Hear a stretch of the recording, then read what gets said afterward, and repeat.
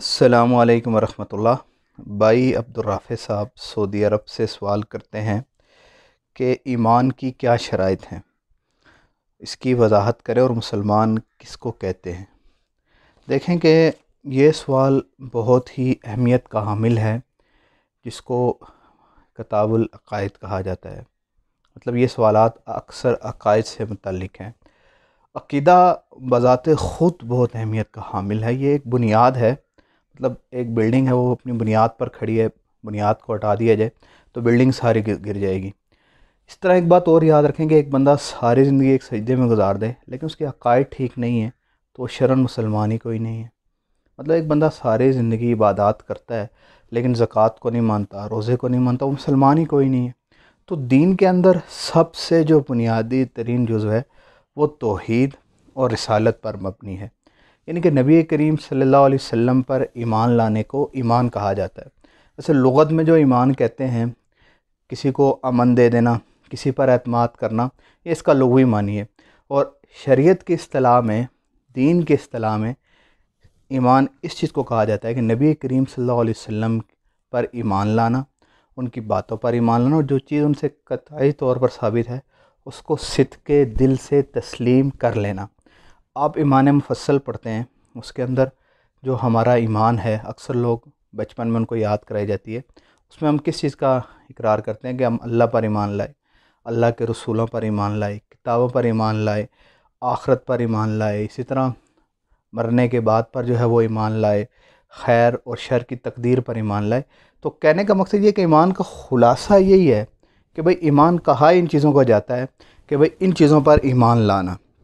اس طرح ایک ایمان مجمل ہے جس کو ہم اس چیز سے تعبیر کرتے ہیں کہ زبان سے اقرار کرنا اور دل سے اس کی تصدیق کرنا، یہ بھی ایک قسم کا ایمان ہے۔ تو خلاصتاً ایمان یہ ہوا کہ زبان سے اقرار کرنا، دل سے تصدیق کرنا اور اعمال جوارح سے اس کو کر کے دکھانا، یہی محدثین نے ایمان کی بھی تعریف کی ہے۔ ایک تو یہ ہے کہ زبان سے اس کا اقرار ہو، دل سے اس کی تصدیق ہو، اور عمل سے ان ارکان کو بجا لانا اور کر کے دکھانا، یہ ذاتی طور پر ایمان ہے۔ لیکن اس میں بھی جو بنیادی چیز ہے وہ تصدیق قلبی ہے، اس کا ہونا نہایت ہی ضروری ہے، دل سے اس چیز کی تصدیق کر لینا جو منافقین کے اندر نہیں پائی جاتی۔ اس طرح شاہ عبدالحق دہلوی رحمۃ اللہ علیہ نے ایمان کی ایک اور تعریف کی ہے۔ مطلب بسا اوقات بعض لوگ سوال کرتے ہیں کہ یار سب چیزوں کو جاننا بالتفصیل ضروری ہے۔ دیکھیں ایمان کی دو قسمیں انہوں نے بیان فرمائی، ایک ہے ایمان تفصیلی اور ایک ہے ایمان تقلیدی۔ ایمان تفصیلی یہ ہے کہ ہر چیز تفصیل سے ایک انسان اس کے بیان کرنے پر قادر ہو، اس کے دلائل دینے پر قادر ہو، اس کو اچھے طریقے سے بیان کر سکے، یہ تو ایمان تفصیلی ہے۔ جیسے ہمارے ہاں بڑے حضرات ہوتے ہیں یا بڑے ہمارے جو ائمہ کرام تھے، تو وہ اپنے ایمان کو دلائل سے ثابت کر سکتے تھے، ان کو سمجھا سکتے تھے، ان پر انہوں نے پوری کتابیں لکھی ہیں۔ یہ جو ایمان کا درجہ ہے یہ سب سے بلند ہے۔ اور ایک ہوتا ہے ایمان تقلیدی، جیسے میرا آپ کا ایمان ہے کہ ہم اس کے مقلد ہیں، ہم ایمان کو ان کی تقلید میں مان لیتے ہیں، ان چیزوں پر جو ہے وہ تفصیلاً نہیں بلکہ اجمالاً ایمان لے آتے ہیں اور ان کو دلیل سے ثابت نہیں کر سکتے۔ یہ بھی مطلب یہ ہے کہ بعض محدثین نے ایمان کی تعریفات میں اس کو بیان کیا ہے۔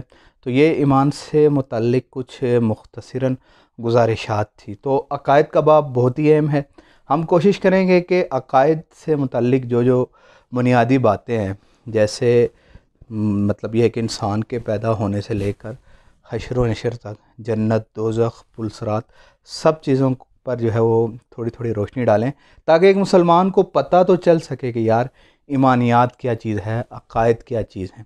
تو ہم انشاءاللہ کوشش کریں گے کہ مطلب ان پر بھی روشنی ڈالیں۔ جزاک اللہ خیر۔